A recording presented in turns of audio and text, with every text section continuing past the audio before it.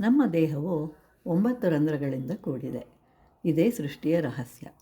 ಭಗವಂತ ನಮ್ಮನ್ನು ಸೃಷ್ಟಿಸುವಾಗ ಬಹಳ ಅದ್ಭುತವಾದ ರಹಸ್ಯವೊಂದನ್ನು ತುಂಬಿ ಕಳಿಸಿರುವನು. ಒಂದು ಬೆಲೂನ್ ಇದೆ.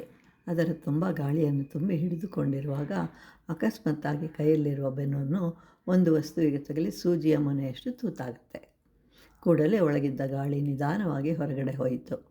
ಆದರೆ ನಮ್ಮ ದೇಹದಲ್ಲಿ 9 ದ್ವಾರಗಳಿದ್ದರೂ ಸ್ವಲ್ಪವೂ ನಾಶವಾಗದಂತೆ ಸೃಷ್ಟಿ ಮಾಡಿರುವನು.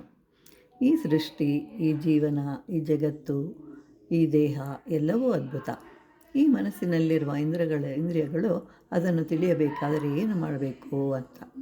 ನಾವು ಯಾವ ಕಾರಣಕ್ಕಾಗಿ ಈ ಜಗತ್ತಿಗೆ ಬಂದಿರುವೆವೋ, ಹುಟ್ಟು ಮತ್ತು ಸಾವು ಇವುಗಳ ಮಧ್ಯೆ ನಾವು ಮಾಡಬೇಕಾಗಿರೋದು ಏನನ್ನು, ಇದನ್ನು ನಮಗೆ ತಿಳಿಸಿಕೊಡುವವರು ಯಾರು ಅಂತಂದರೆ ಗುರುಗಳು.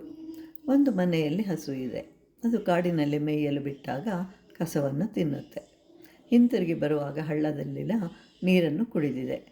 ಮನೆಗೆ ಹಿಂತಿರುಗಿದಾಗ ಮುಸುರೆ ನೀರನ್ನು ಕುಡಿದರೂ ತನ್ನ ಮಗುವಿಗೆ ಅಮೃತಕ್ಕೆ ಸಮಾನವಾದ ಹಾಲನ್ನೇ ಕೊಡುತ್ತದೆ.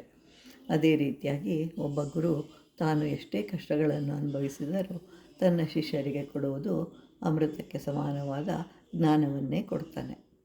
ಒಬ್ಬ ಗುರು ಅಂತಂದರೆ ಅವರ ಮಾತಿನಲ್ಲಿ ಸತ್ಯದ ಬೆಳಕಿದೆ, ಶಾಂತಿಯ ನೆಲೆ ಇದೆ. ಅವನೇ ಗುರು. ಇಂತಹ ಗುರುಗಳೊಂದಿಗೆ ಇದ್ದಾಗ ಮನಸ್ಸು ಅರಳುತ್ತದೆ.